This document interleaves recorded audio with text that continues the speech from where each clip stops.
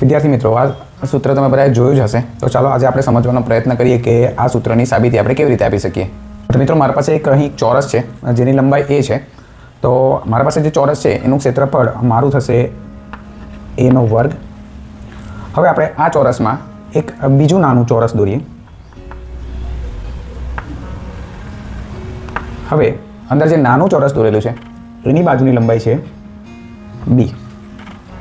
તો આ અંદરનું જે નાનું ચોરસ છે એનું ક્ષેત્રફળ થશે મારું b નો વર્ગ.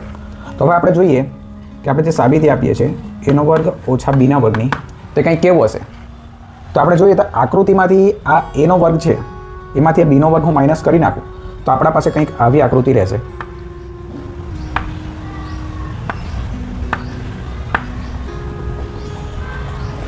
જો હું a ના વર્ગમાંથી b નો વર્ગ માઇનસ કરી દઉં તો મારા પાસે કંઈક આવી આકૃતિ જોવા મળશે.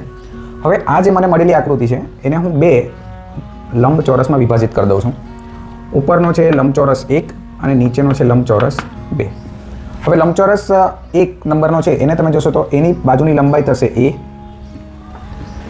અને આની લંબાઈ થશે a માંથી b માઇનસ થઈ જશે એટલે આપણું થશે a માઇનસ b.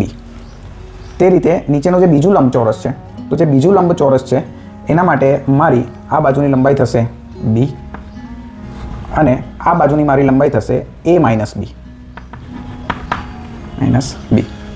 હવે a નો વર્ગ અને b નો વર્ગ, આ માટે હવે આપણે લંબચોરસ 1 અને લંબચોરસ 2 બંનેના ક્ષેત્રફળનો આપણે સરવાળો કરશું.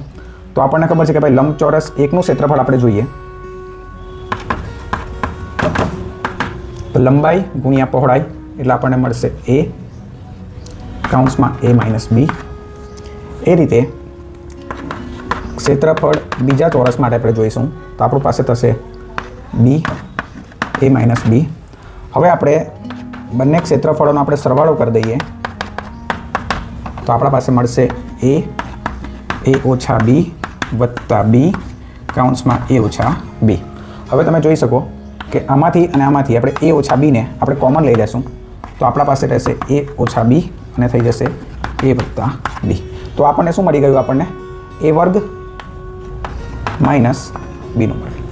તો આ રીતે આપણે આજ સુધી આપણે આ સૂત્રને આપણે ગોખતા આવીએ છીએ, પરંતુ આ રીતે આપણે સરળ સાબિતી વડે આપણે ખૂબ જ સારી રીતે સમજી શકીએ કે કેવી રીતે a નો વર્ગ ઓછા b નો વર્ગ કરતાં આપણને આ નિત્યસમ આપણો કેવી રીતે પ્રૂવ થાય છે. Thank you. જય હિન્દ, જય ભારત.